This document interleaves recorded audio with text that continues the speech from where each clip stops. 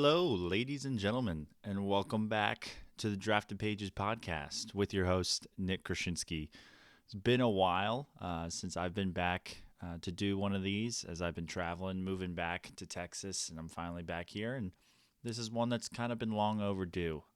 So I'm excited to give you guys some more content and get some episodes, get some routine back into this on Saturday. So yeah, today's just kind of be a monologue. I kind of have a list of things randomly that have come to my mind over the past couple weeks, month or so.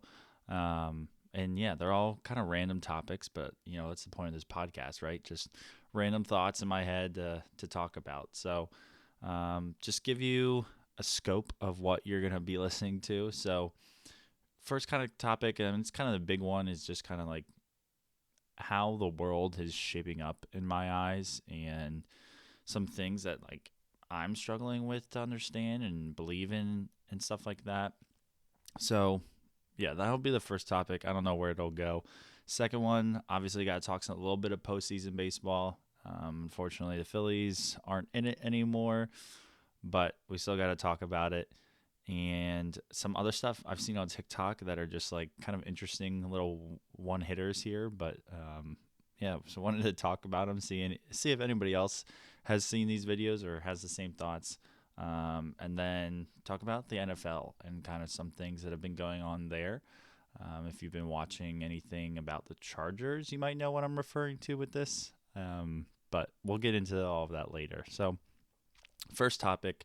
Actually, before I get in, if none of that sounds interesting, go find a different episode. There's a lot here that have been published. So, but yeah, if you like, stay around. This will be a fun one. So, first topic, food. Like, I see all the time about each food just like causes cancer. Like, you can't eat your meat because they're fed with garbage and they're raised terribly, and it's just full of what do they call it, like pesticide. Oh, that's what produce is, more pesticides, but like they're pumped with steroids and all this stuff. And you can't eat any of that. You can't eat your produce because everything's filled with pesticides, and there's videos of people washing it, and it's just so gross. And all these big companies like Bill Gates bought all this farmland and all this stuff, and now all the stuff we're going to be eating is basically going to be like terrible for us, like even worse than it was before. It's just basically, I feel like everything I consume from a food standpoint and water too is just like bad. Like I can't eat anything, I can't drink anything. All of it's bad. And I don't know if it's because we just have such an access to technology now and information that people like independent reporters, the way my mom and I talked on the last episode, can like talk about this stuff and spread awareness. Some of it good, some of it bad, some of it true, some of it not, and that's kind of for you to just determine, right, as the viewer. But I think, yeah, it's just everything that I hear and see is like we can't eat it, can't drink it, can't breathe it, can't do anything, and it's just like, okay, so what am I supposed to do? What am I supposed to eat?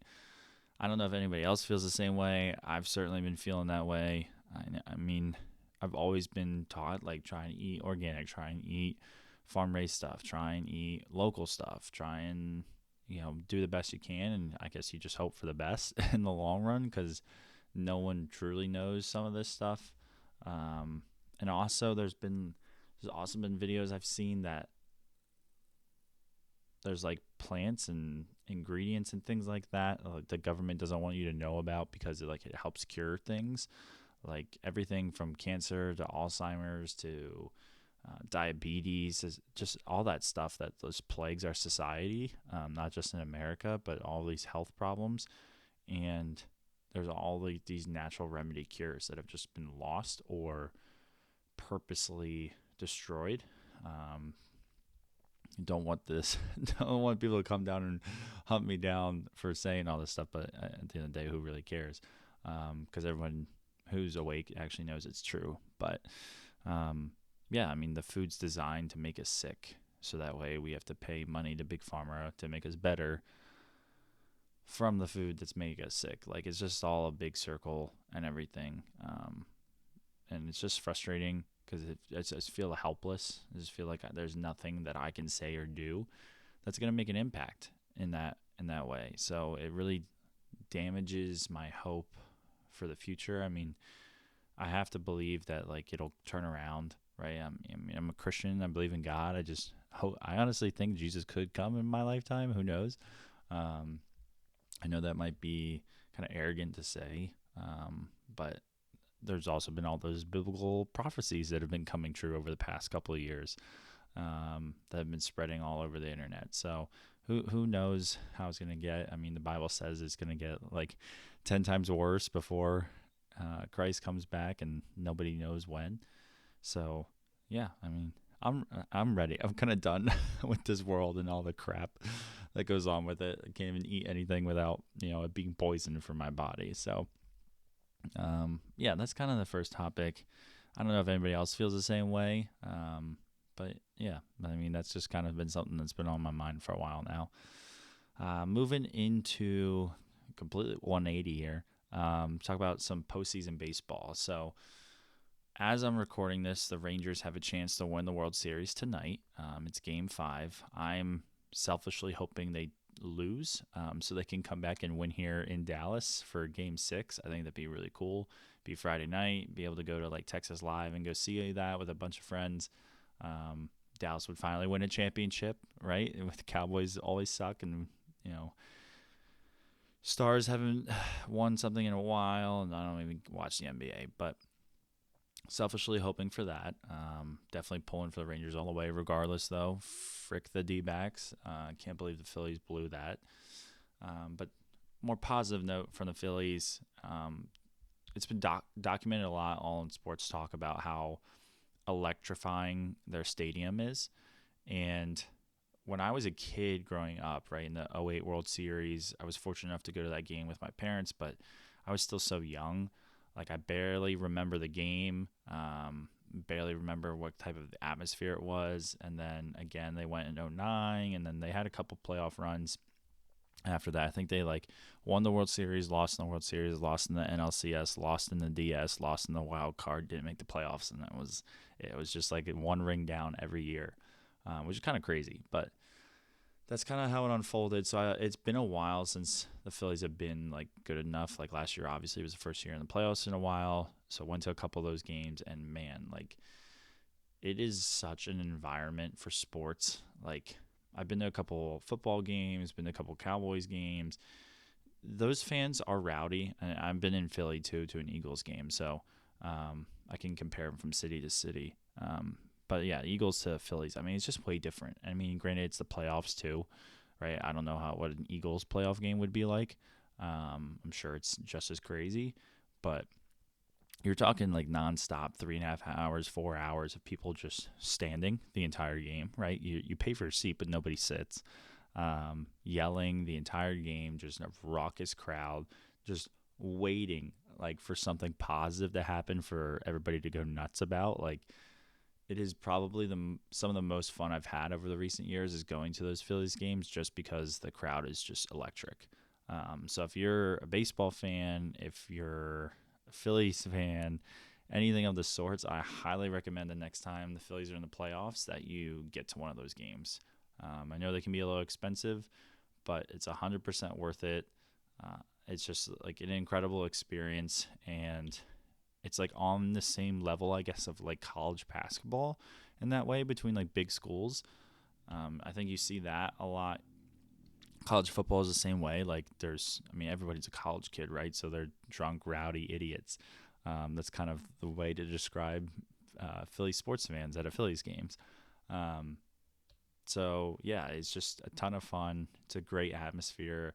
I wish I could capture that energy and feeling and bottle it and sell it. Feel like you'd make $1 million doing that, because it's almost undescribable, that experience. But yeah, pulling for the Rangers. I think with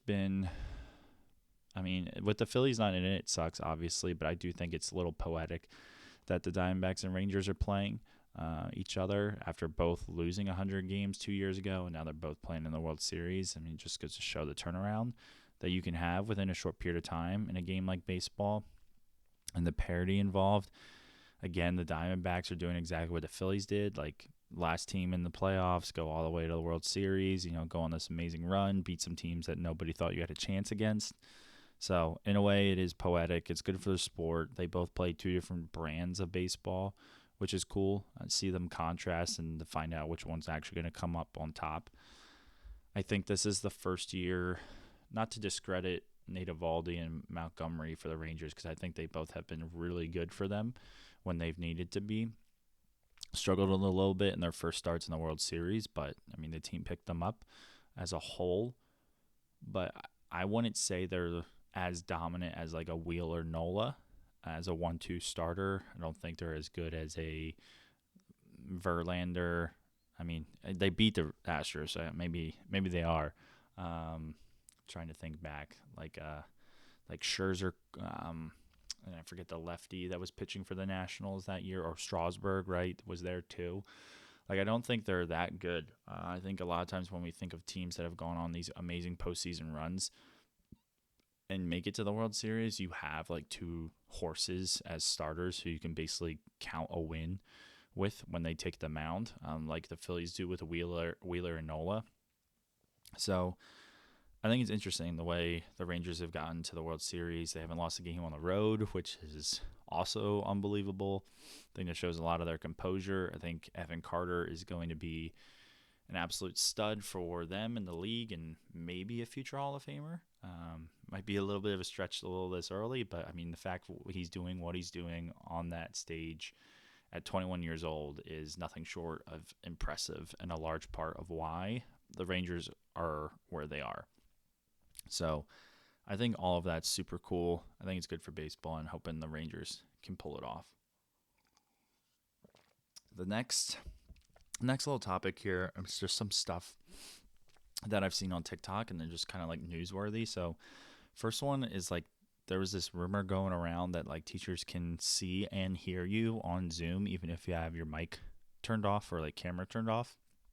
Don't know how true that is, but there was like multiple videos of students with like clearly their mic off or something and just being like, "Excuse me, miss, like I have a question," and she would like look up and then like not respond, like because she like heard it, but the student is on mute, so she would notice like nobody's off mute. I don't know. Kind of like freaky if that's actually a thing. I didn't really do a ton of research in that on the internet to see, but I doubt it. But who knows? Maybe there is like a back end way to Teams or Zoom or whatever to see. You can still see things or hear things even if the user has it off. I think that'd be a huge privacy issue if it was. But the main reason I bring that up is because, I mean, I think myself and a lot of other people who listen to this were in college during COVID, so had some sort of classes on Zoom. And there were multiple times when I was saying some stuff like with a mic on, or honestly probably like playing around on like my laptop or even watching TV sometimes like during a class. No, that's not the best thing to admit, but I mean, we're a truthful podcast, right? So, yeah, I just think it's cooking. I cooked a lot during Zoom, just trying to multitask there, doing laundry, folding laundry. So, yeah, I mean, if that is true, I feel like teachers saw a lot, and I feel like it would have been way more newsworthy by now, but maybe it's an update, who knows. But yeah, that's just something that was circling around the internet for a little bit. It was just kind of odd. The next thing, and I don't really have this written down because it just came up today, but was like some cool wedding ideas. The first one being like a 50-50 raffle. I think this would be super cool. It's like typical 50-50s, all the money gets split both ways. Like one usually goes back to the organization. You go to a sports game, it'll go to the Rangers, and the other half you keep, all cash and everything like that. And I think that'd be cool to do at a wedding. Half go to the bride and groom, half goes to the winning ticket. I think that would be super cool, fun way. I also saw like there's this app or company or whatever that does like kind of like betting. Like you can bet on anything to happen at the wedding, like over, under, how many, people that lose their shirt on the dance floor, like from a guy's perspective, right? Like take their shirt off, like over, under, shots taken, over like, will the bride or groom take the first bite of the cake? Something like that. I think that'd be kind of fun, and a cool way to keep like your audience engaged, especially like people my generation, especially the guys. Now I'm not into sports betting and things like that, but a lot of people are, and it is kind of fun, right? To go to a casino or to like do those little side bet things, like during a Super Bowl, like all those crazy little prop bets. So I think that'd be a super cool idea to do things like that for a wedding. It'd also be a very good way for like the bride and groom to make a bunch of money back on that. And before mom or anybody else thinks like, oh, you should totally use it as a business idea, it's like already out there. So don't worry about that. But yeah, I just think those are like cool, inventive ideas that I never thought of for a wedding. That would be really cool. And that brings me to my last point, talk a little bit about the NFL. So if you haven't heard or been paying attention, there was this San Diego Chargers fan, or they're not San Diego anymore, LA Chargers fan, who was seen, I think it would have been 2 weeks ago now, just going absolutely crazy during the game. They showed her on TV like multiple times, just having the most dramatic reactions to like good or bad things. And it started to make people ask a lot of questions, and the internet did its thing. And she was interviewed on the Pat McAfee show, and I love Pat McAfee, and she seemed very rehearsed for some of the questions she got. Now, Pat claims like he doesn't ever like present questions to people when they interview them, like they just free flowing, and she probably had a good PR team to help her prepare for a lot of the basic questions that she was going to be asked about being a plant, about being, like a paid actor in this. And yeah, I just think it's really interesting. I mean, it's hard when you look at all the details behind it. So the fact that she was on screen so many times that game, the internet did its thing and found her in pictures of other NFL jerseys. The next game, I think they played the Chiefs, and she was basically sideline with the Chargers jersey on, and then I forget what hat she had, but it was like a popular brand of something, not like a hat brand, but like of a company, and she was wearing that hat. So it's like that's free advertising right there. So again, if she isn't a player, if she's a normal human, I'm sorry for saying all this. She's a passionate sports fan. Like, I mean, good for her for getting all this screen time and everything. But it seems very fishy, and with the NFL, it wouldn't surprise me at all if they had paid actors who the camera crews would pan to, like right before a commercial break, or to get a crowd's reaction. Because the NFL, as most people know, or maybe they don't know, is listed as an entertainment business. It's not like a sports company, it's an entertainment business. And so through that, you can get away with a lot. And I know my dad and I and my brothers, and we've talked about it time and time again. We'll have to do an episode just on this alone, but about how sports are fixed in a lot of ways. They don't have to rig every play or rig every game, or make things matter. They just, especially with the explosion of sports gambling, there's so much more money that's involved, or at least the legalization of sports gambling in a lot of places. They don't have to be super, picky with things, but the NFL is clearly the most obvious sport to rig. It's the most, in terms of revenue out of the four major North American sports too, like by a mile. So there's so much money flowing in and out of that organization that having something like a paid actor as a fan, all the Travis Kelce, Taylor Swift stuff, I mean, we can talk about that for a minute here. So quick side note, everyone knows Taylor Swift and Travis Kelce are now dating, but I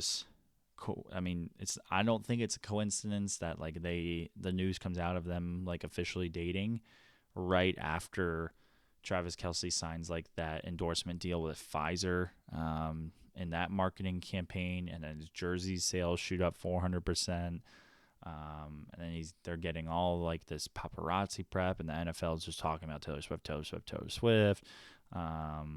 All this stuff. It's just like there's so many coincidences after that. It's almost like I think the people that are in charge of like this earth like the hidden hand, as my mom kind of said. Like, it's almost like they're laughing at us because either A, they know there's nothing we can do about it, or B, the majority of the people are just so dumb or just don't want to have these types of conversations, that they just do it anyways to flaunt it in our face. Um, so yeah, I mean, it's just frustrating. I mean, that comes back to like the first point. Like, it's just being frustrated with like not being able to do anything, not having control over any of this.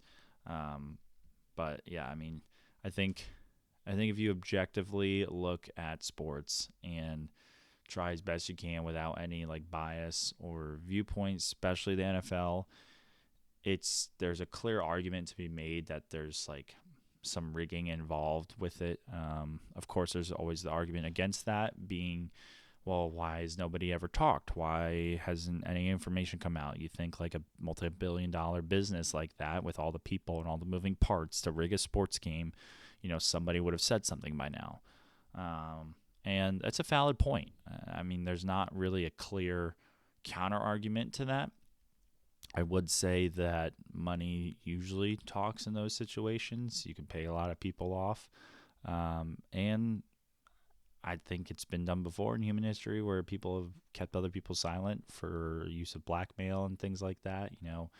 Hollywood's a big example of that, how you can't, I mean, there's, again, seen tons of videos about people talking about, you can't get to a certain level without like selling your soul. And they say it in an interview as a joke, but like, then there's like these other videos of like celebrities like trying to like get out of it and then they end up dead or something terrible happens. And yeah, I mean, the whole Epstein thing, like it's not the first time somebody has wound up unalived, after, trying to talk about something that they shouldn't have or seeing something that they shouldn't have. And so, yeah, that's just kind of where that's going. I mean, I just think sports are fixed. Also, I think the camera might die here in a minute. We're about to wrap things up, but if it does for these last few minutes, I apologize. But yeah, I just think it's pretty obvious the NFL is rigged in some ways. I think there's blatant penalties.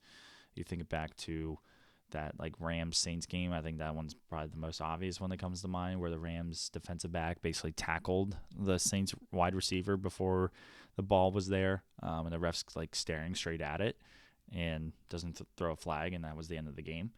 I think there's been multiple plays like that. That's just the only one that really comes to mind right away. Last year's Super Bowl, there was some questionable calls that didn't go the Eagles' way. And I mean, happens in baseball too with umpires. I mean, I think that's a little bit harder just because hitting a baseball is actually so hard. When people, myself included, give the Astros crap for cheating, which they obviously did and took it to an extreme, just because you know what pitch is coming doesn't mean it makes it, you still have to hit the ball, which is still incredibly difficult at the professional level in the MLB. It helps a lot, but you still have to hit it. And, to hit a home run, I mean, it's still hard. There's still a lot of things that can go against that. I think in some ways the Phillies were supposed to beat the Diamondbacks if the fix was in. I think it's really weird if, the rigging MLB that they wouldn't have the Phillies versus the Rangers, because the Phillies are a huge market team. They've done so much for the sport with like them being back in the playoffs and the crowds and everything. And I think about Harper's last at bat. He was given two fastballs basically right down the middle. I forget who was pitching at the time, but he flew out on that. And it was just kind of like the same moment when he was against the Padres in Game 6 where he hit the swing of his life. I don't know why you would throw Harper two fastballs right down the middle unless you were trying to help him out. But maybe they're just mistake pitches. Who knows? Maybe I'm just reading into it too much. But it's good to have theories right like that, right? You got to critical think a little bit, and question things, right? Question everything. Usually allows you to see the world through a clearer lens and not be fooled by obvious tricks that go on in the world and by the devil. So that's kind of about it. These ones are usually pretty quick when I'm talking. Like I said, there wasn't a clear script, just a couple things I wanted to talk about. Wanted to get an episode out there for you guys. It's been a couple weeks. Content will be flowing, hopefully, pretty steadily. I'm doing a lot of traveling over the next 2 months, essentially, but hopefully should have pretty consistent content, at least 3 episodes a month, I would think. And yeah, I'm excited to be back. Excited to be back in Texas. All my Texas friends, if you're listening, would love to record another episode with y'all. I know it's getting chilly, so we'll have to get some spice cider, some hot cocoa, and rip an episode together. So with that, hope you guys enjoyed this episode, and we will see you guys next week.